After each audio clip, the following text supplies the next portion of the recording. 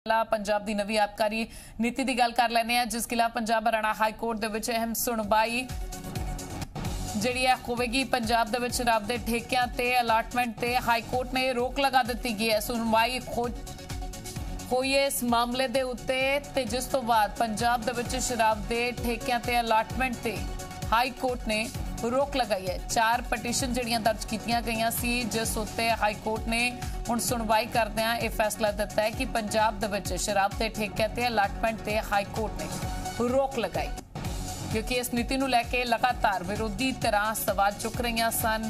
कांग्रेस भी इस खिलाफ सी और लगातार यह गल आखी जा रही सी कि इस नीति दे विच किसी खास पक्ष नूं रियायत दी जा रही है। सो पंजाब की नवी आबकारी नीति खिलाफ पंजाब हरियाणा हाई कोर्ट के सुनवाई हुई है। पंजाब के शराब के ठेकों से अलाटमेंट से हाई कोर्ट ने रोक लगा दी है। नवी आबकारी नीति खिलाफ हाई कोर्ट के पाई गई सी 4 पटीशनस जिस उत्ते अहम सुनवाई हुई है। सो इस खिलाफ लगातार विरोधी मंग कर रहे सन, सवाल चुके जा रहे सन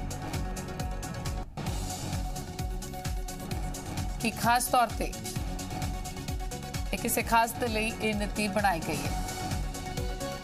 सो कुछ व्यक्ति ने उन्होंने लैके नीति बनाई गई, उन्होंने ध्यान में रख के बनाई गई है। फायदा पहुंचाने की गल आखी गई सी उन्होंने व्यक्तियों को, जिसनों लैके लगातार सवाल उठ रहे सन। जिस तो बाद ये पूरा मामला हाईकोर्ट के पहुंचे तो हाईकोर्ट के इस पूरे मामले के उत्ते अहम सुनवाई हुई है। सो पंजाब के हुण शराब के ठेकों से अलाटमेंट से हाईकोर्ट ने रोक लगा दी है।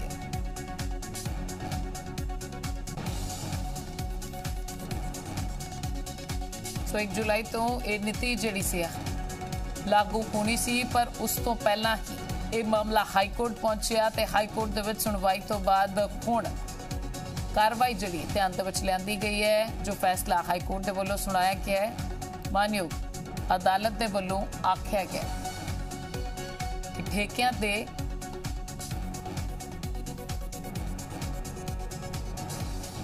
गुरप्रीत साडे सहयोगी इस समय फोन लाइन ते मौजूद ने। गुरप्रीत, जानना चाहांगे अहम सुनवाई हुई है पंजाब हरियाणा हाई कोर्ट दे विच नवी आबकारी नीति नूं लैके की कुछ अदालत ने कहा? देखो मनप्रीत, 4 जिहड़ियां पटीशनस ने इनू लैके याचिकावां दाखल कीतियां गईयां सी हाई कोर्ट दे विच इस जिहड़ी नवी एक्साइज पॉलिसी है उन्नू चैलेंज करदे होए ਉਹਦੇ ਵਿੱਚੋਂ ਹੁਣ ਸੁਣਵਾਈ ਕਰਦੇ ਹੋਏ ਜਿਹੜੀ ਹਾਈ ਕੋਰਟ ਹੈ ਉਹਦੇ ਵੱਲੋਂ ਇੱਕ ਵਾਰ ਜਿਹੜੀ ਠੇਕਿਆਂ ਦੀ ਅਲਾਟਮੈਂਟ ਹੈ ਉਹ ਰੱਦ ਕਰ ਦਿੱਤੀ ਗਈ ਹੈ। ਹਾਲਾਂਕਿ ਐਕਸਾਈਜ਼ ਪਾਲਿਸੀ ਜਿਹੜੀ ਹੈਗੀ ਹੈ ਇਹਨਾਂ ਪਟੀਸ਼ਨਸ ਦੇ ਵਿੱਚ ਐਕਸਾਈਜ਼ ਪਾਲਿਸੀ ਨੂੰ ਗਲਤ ਦੱਸਿਆ ਗਿਆ ਜੀ। ਹਾਲਾਂਕਿ ਕੋਰਟ ਦੇ ਵੱਲੋਂ ਐਕਸਾਈਜ਼ ਪਾਲਿਸੀ ਨੂੰ ਲੈ ਕੇ ਹਾਲੇ ਕੋਈ ਫੈਸਲਾ ਜਾਂ ਡਾਇਰੈਕਸ਼ਨ ਨਹੀਂ ਦਿੱਤੀ ਗਈ ਹੈ, ਪਰ ਜਿਹੜੇ ਠੇਕੇ ਅਲਾਟ ਹੋਏ ਹੈਗੇ ਫਿਲਹਾਲ ਉਹ ਰੱਦ ਕਰ ਦਿੱਤੇ गए हैं। ठीक है गुरप्रीत, क्योंकि लगातार इस ही आबकारी नीति का विरोध भी हो रहा सी, ठेकेदारां दे वल्लों भी प्रदर्शन किया गया सी। लगातार उन्होंने ये भी इल्जाम लगाए सन कि फायदा किसी होर नूं पहुंचाया जा रहा है इस नीति के बाबत।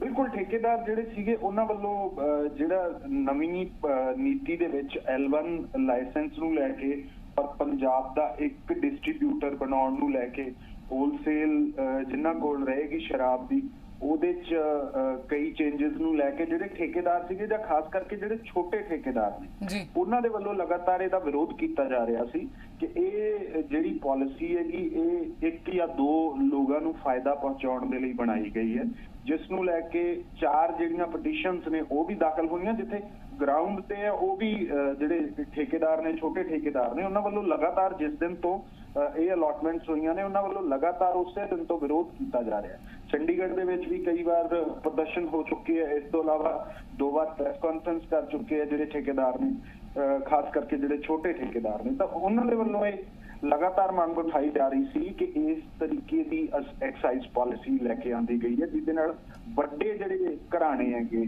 1-2 ਉਹਨਾਂ ਨੂੰ ਫਾਇਦਾ ਹੋਏਗਾ ਤੇ ਛੋਟੇ ਠੇਕੇਦਾਰ ਹੈ ਜਿਹੜੇ ਉਹਨਾਂ ਦਾ ਬਿਜ਼ਨਸ ਖਤਮ ਕਰ ਦਿੱਤਾ ਗਿਆ। ਇਸ ਨੂੰ ਲੈ ਕੇ 4 ਜਿਹੜੀਆਂ ਪਟੀਸ਼ਨਸ ਨੇ ਉਹ ਅਦਾਲਤ ਦੇ ਵਿੱਚ ਗਈਆਂ। ਹਾਲਾਂਕਿ ਐਕਸਾਈਜ਼ ਪਾਲਿਸੀ ਨੂੰ ਲੈ ਕੇ ਫਿਰ ਉਹੀ ਗੱਲ ਜਿਹੜੀ ਅਹਿਮ ਹੈ ਉਹ ਇਹ ਹੈ ਕਿ ਐਕਸਾਈਜ਼ ਪਾਲਿਸੀ ਨੂੰ ਲੈ ਕੇ ਹਾਲੇ ਕੋਈ ਡਾਇਰੈਕਸ਼ਨ ਨਹੀਂ ਹੈ, ਪਰ ਜਿਹੜੀ ਠੇਕਿਆਂ ਦੀ ਅਲਾਟਮੈਂਟ ਹੈ ਉਹ ਫਿਲਹਾਲ ਦੇ ਲਈ ਰੱਦ ਕਰ ਦਿੱਤੀ ਗਈ ਹੈ। ਤਾਂ ਇਹ ਇੱਕ ਜਿਹੜੇ ਛੋਟੇ ਠੇਕੇਦਾਰ ਨੇ ਉਹਨਾਂ ਦੇ ਲਈ ਰਾਹਤ ਦੀ ਜ਼ਰੂਰ ਹੈ ਗੱਲ। ਜੀ ਗੁਰਪ੍ਰੀਤ, ਜਾਨਣਾ ਚਾਹਾਂਗੇ ਇਸ ਪੂਰੀ ਕਾਰਵਾਈ ਦੇ ਵਿੱਚ ਪੰਜਾਬ ਸਰਕਾਰ ਨੂੰ ਵੀ ਨੋਟਿਸ ਜਾਰੀ ਹੋਇਆ? देखो पंजाब सरकार ਨੂੰ ਇਹ ਹੈ ਕਿ ਜਿਹੜੀ ਠੇਕਿਆਂ ਦੀ ਅਲਾਟਮੈਂਟ ਹੈਗੀ ਉਹ ਰੱਦ ਕਰ ਦਿੱਤੀ ਗਈ ਹੈ। ਐਕਸਾਈਜ਼ ਪਾਲਿਸੀ ਤੇ ਹਾਲੇ ਕੋਈ ਫੈਸਲਾ ਨਹੀਂ ਲਿਆ ਗਿਆ, ਪਰ ਇਹ ਹੈ ਕਿ ਸਰਕਾਰ ਨੂੰ ਜਵਾਬ ਹੈਗਾ ਜਿਹੜਾ ਇਹਦੇ ਵਿੱਚ ਦੇਣਾ ਪਊਗਾ। जी गुरप्रीत जानना चाहांगे क्योंकि थोड़े ही दिनों तक ये पॉलिसी जी लागू होने वाली सी 1 जुलाई ਨੂੰ शुरू होने वाली सी लागू होगी कि मुश्किलां आ सकदियां ने इस ਨੂੰ लागू ਕਰਨ ਦੇ ਵਿੱਚ? ਇੱਕ ਵਾਰ ਜਦੋਂ ਠੇਕਿਆਂ ਦੀ ਅਲਾਟਮੈਂਟ ਰੱਦ ਹੋ ਗਈ ਹੈ ਤਾਂ ਉਹ ਤੁਸੀਂ ਸਮਝ ਸਕਦੇ ਹੋ ਕਿ ਪਾਲਿਸੀ ਆਪਣੇ ਆਪ ਦੇ ਵਿੱਚ ਹੀ ਲਾਗੂ ਕਰਨ ਦੇ ਵਿੱਚ ਦਿੱਕਤ ਆ ਹੀ ਗਈ ਹੈ। ਜਿਹੜੀ तमाम ਜਿੰਨੇ ਹੁਣ ਤੱਕ ਠੇਕੇ ਅਲਾਟ ਹੋਏ, ਹਾਲਾਂਕਿ ਇਹ ਸੀਗਾ ਕਿ ਇਸ ਨਵੀਂ ਪਾਲਿਸੀ ਦੇ ਤਹਿਤ ਜਿਹੜੇ ਛੋਟੇ ਠੇਕੇਦਾਰ ਸੀਗੇ ਉਹ ਬਾਹਰ ਹੋ ਗਏ ਸੀ।